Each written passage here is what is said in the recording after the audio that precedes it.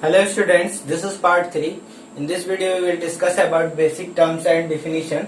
In the previous video we have discussed some line segment, ray, angle and collinear points. Okay, and types of angle also.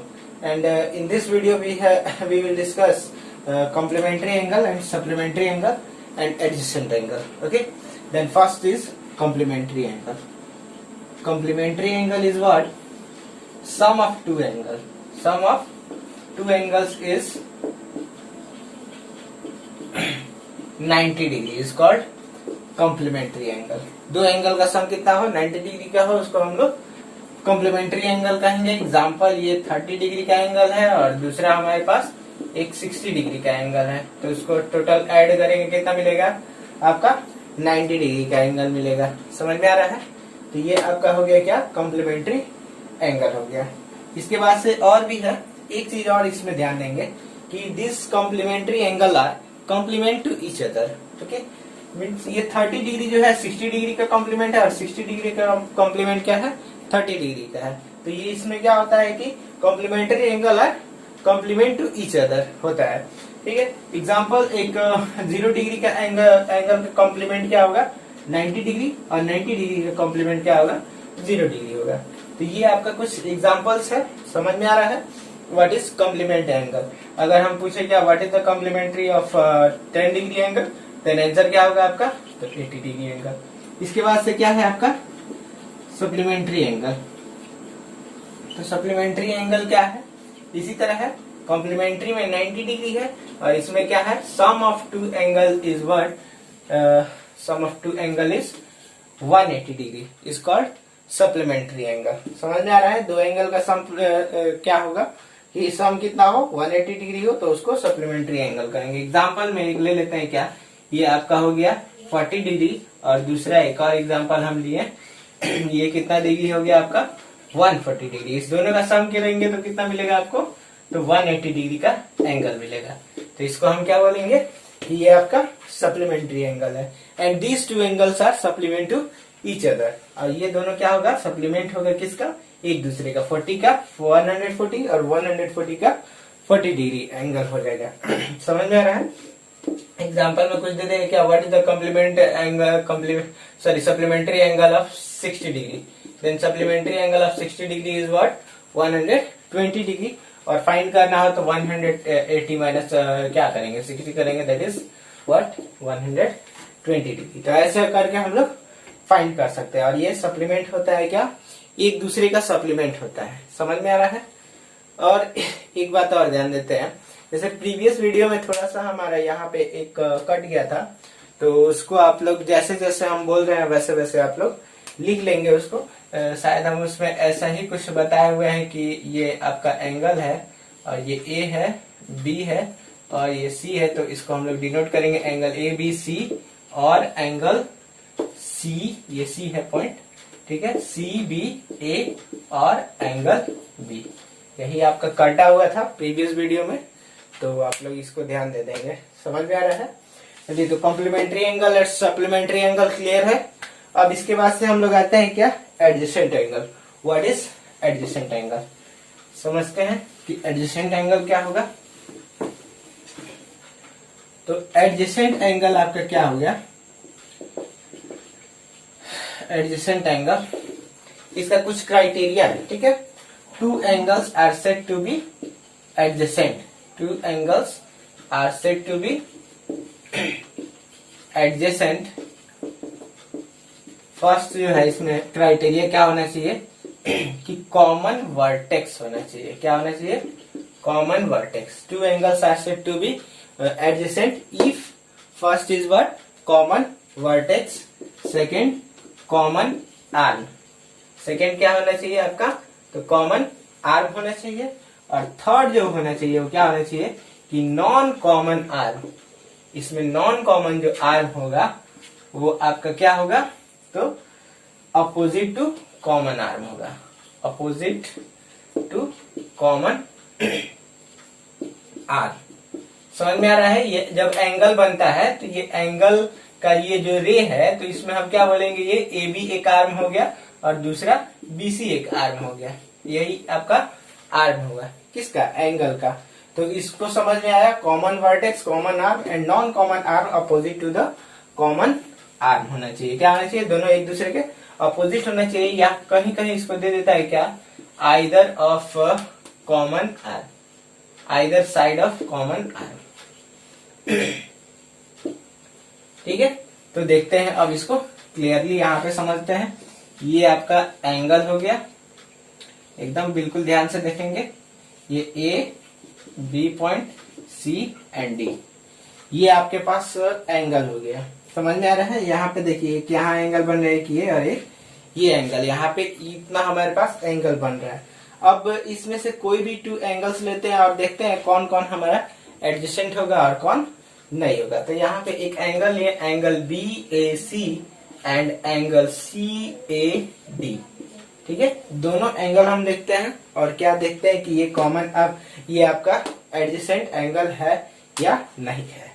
तो first क्या बोल रहा है, common vertex. तो दिख रहा है एंगल बी ए सी दिख रहा है, यहाँ पे बी ए सी, ये वाला जो एंगल बन रहा है ये यहाँ पे दिख रहा है ना, ये एंगल, इसको हम क्या बोलेंगे, एंगल बी ए सी। समझ में आ रहा है। उसके बाद से एंगल सी ए डी, तो सी A D, C A D दिख रहा है एंगल।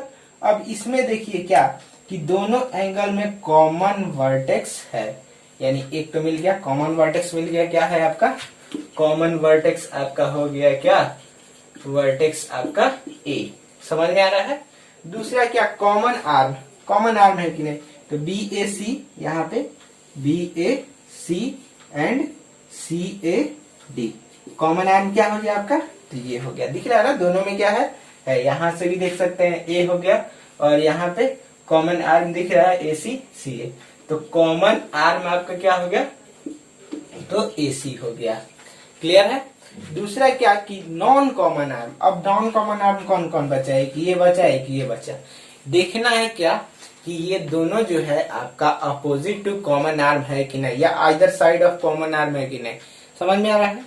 तो अब देखेंगे कि ये है तो हम बोलेंगे एडजेसेंट है, अदरवाइज नहीं। ये तीनों क्राइटेरिया अगर जब तक फुलफिल नहीं करता है तब तक वो आपका एडजेसेंट एंगल नहीं होगा। अगर फुलफिल कर रहा है तभी ये आपका एडजेसेंट एंगल होगा। तो चलिए यहाँ पे नॉन कॉमन आर्म को देखते हैं। नॉन कॉमन आर्म ये आपका क्या है, अपोजिट है। ठीक है ना, अपोजिट टू कॉमन आर्म है, तो इसको हम क्या कहेंगे, these are adjacent angles, adjacent angles. Clear है, इसमें समझ में आ रहा है। इसके बाद से एक और हम पेयर लेते हैं। एक पेयर क्या लेते हैं कि एंगल बी ए सी इसी में and angle B A D, angle B A C and angle B A D दिख रहा है। बी ए सी दिख रहा है, यहाँ पे है बी ए सी, कोई इसमें प्रॉब्लम नहीं है।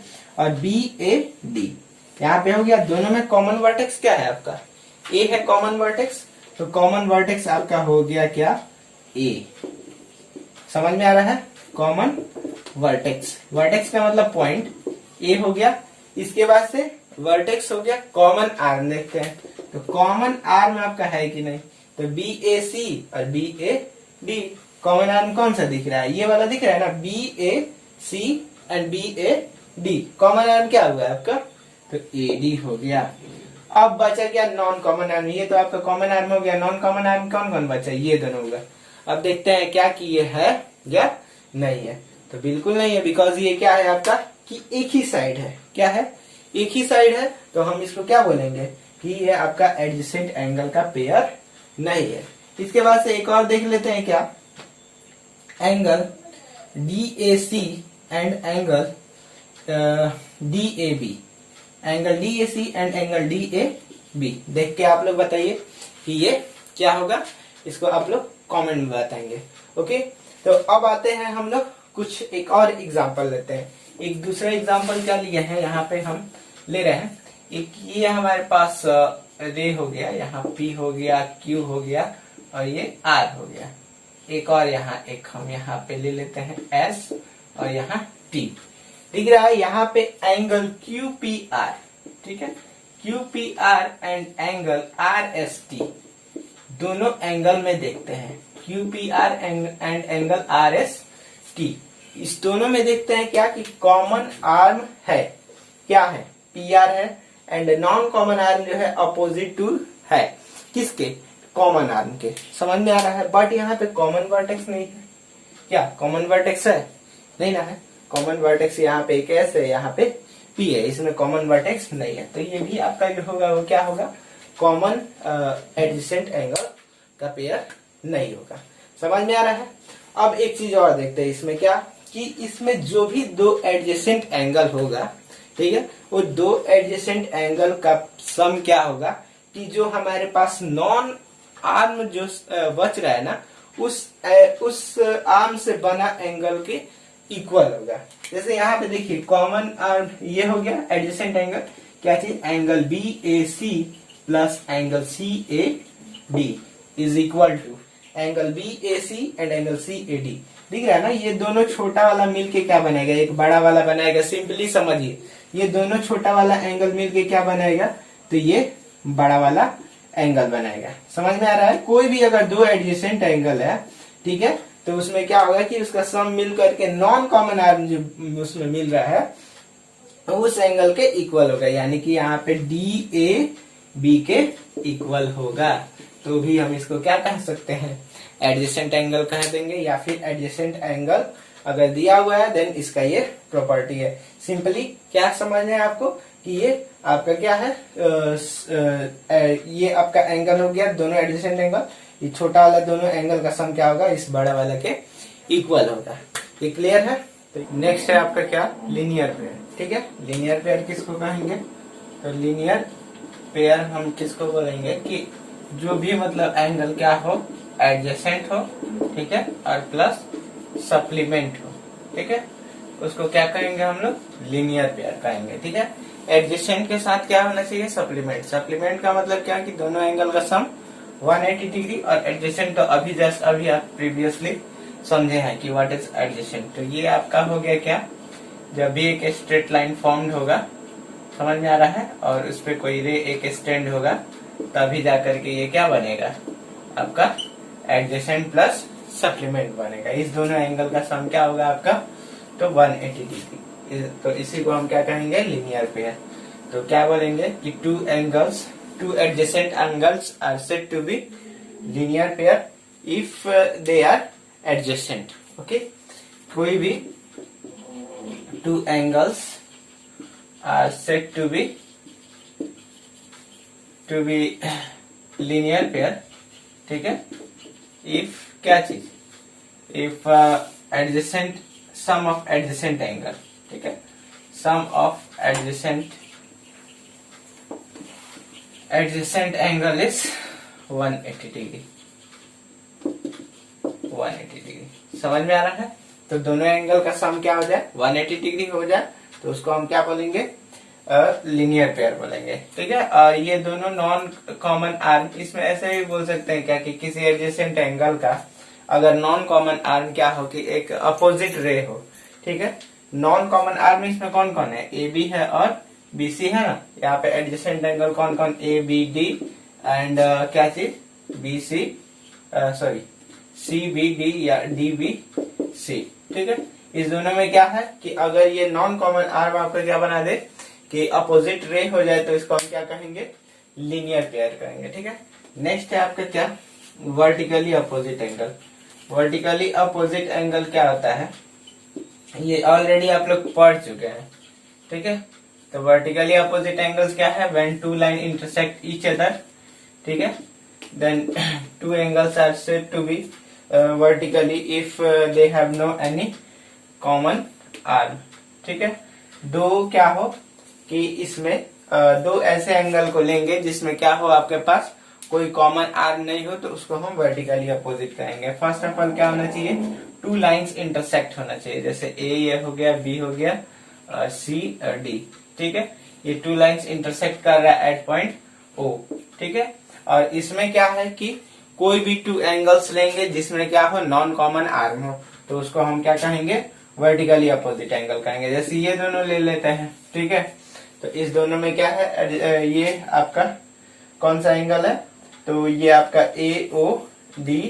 ठीक है, ए ओ सी, कॉमन आर्म क्या हो गया, ए ओ हो गया। तो जब ए ओ हो गया, तो हम इसको क्या कहेंगे, वर्टिकली अपोजिट एंगल नहीं बोलेंगे। ठीक है, कौन कौन हो जाएगा, ये दोनों एंगल क्या होगा, वर्टिकली अपोजिट एंगल होगा। बिकॉज एंगल देख लीजिए एओडी एंड एंगल कौन सा, बीओसी, दोनों में आपका क्या है, कोई भी इसमें कॉमन आर नहीं है, तो इसको हम क्या बोलेंगे, वर्टिकली अपोजिट एंगल्स बोलेंगे। ठीक है, और इसको भी, ये दोनों पेयर भी क्या हो जाएगा, वर्टिकली अपोजिट एंगल होगा। ठीक है, तो इसका एक हम लोग नेक्स्ट टॉपिक ही पढ़ेंगे, वर्टिकली अपोजिट एंगल। वहां हम लोग देखेंगे कि इसमें और भी कुछ रिलेशन है, उसको हम लोग प्रूव भी करेंगे। Okay, I hope you learn in this video very easily. Thank you for watching this video.